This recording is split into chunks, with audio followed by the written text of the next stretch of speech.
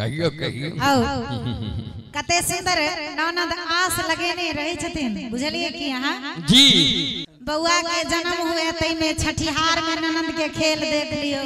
अरे बुझू तो यह तो एक अवसर होय छै ये बबनी।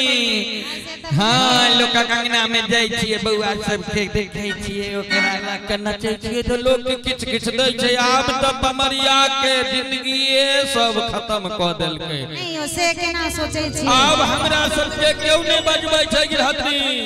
हमरा सब के त बुझियो जे कहियो काल बिहारे भारतीय सरकार के होय छै त बजबै छै लोक नहीं बजबै छै गिरहतनी।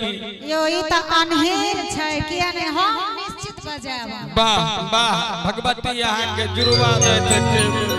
आओ बड़ा सुंदर कतेक सुंदर ननद आस लगेने रहे छथिन बउआ के उपनयन में जाए त ई लेब ओ लेब भाई देता भौजाई देता। भौजाई के केहन मन छै से ऊपर वाला जानथिन। आओ हम सुनाबे।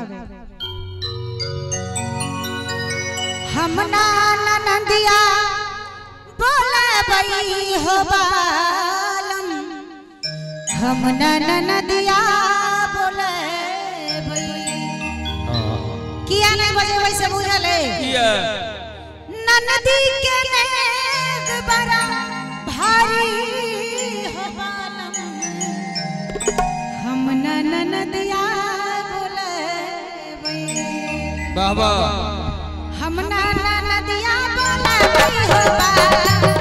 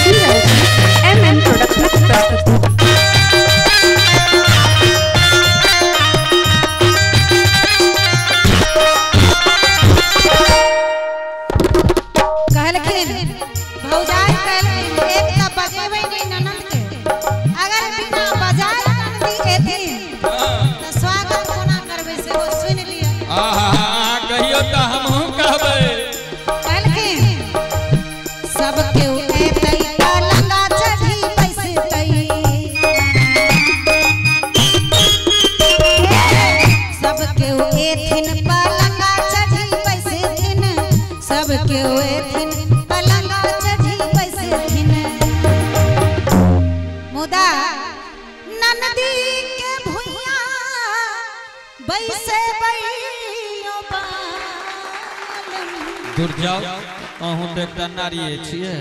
हम ननदिया बोले बई ननदी के भुइया लौटे बई हो बालम हम ननदिया बोले ननदी के भुइया लौटे बई हो बालम हम ननदिया बोले बई धोबिनिया बजाल बई सारी धुआ बई धोबिनिया बजाल बई सारी धुआ बई अपने सठौरा बने बई हमारे राजा अपने सठौरा बने बई हमारे राजा हजमिनिया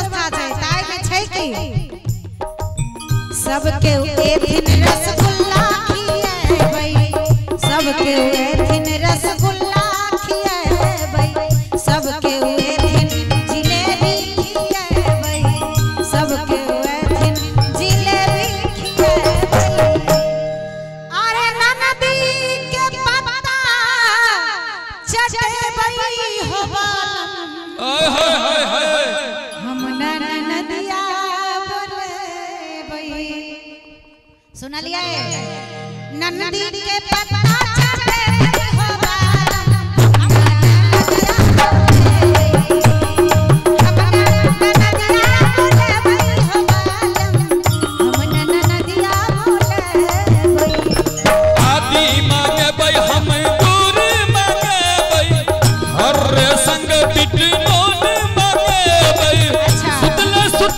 ठौरा बना ले कोना साठ साठ हाथ हाथ हाथ हाथ साठ साठ हाथ हाथ हाथ सुतले सुतल हम ठौरा बना सुतले सुतल हम ठौरा बना लब घर में बैसल की हेते अरे घर में बैसल हम हमारे राजा नंदी सब दुनिया ने बजे गई हमारे राजा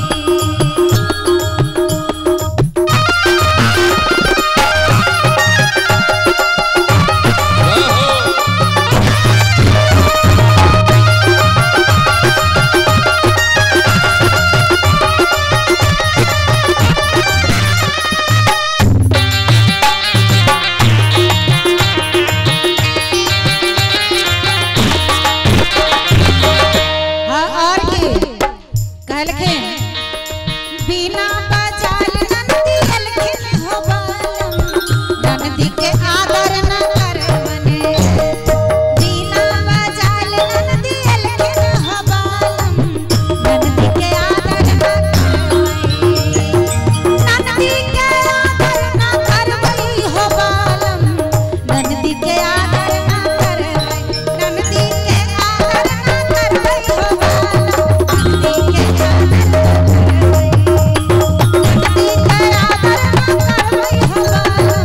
नंदी के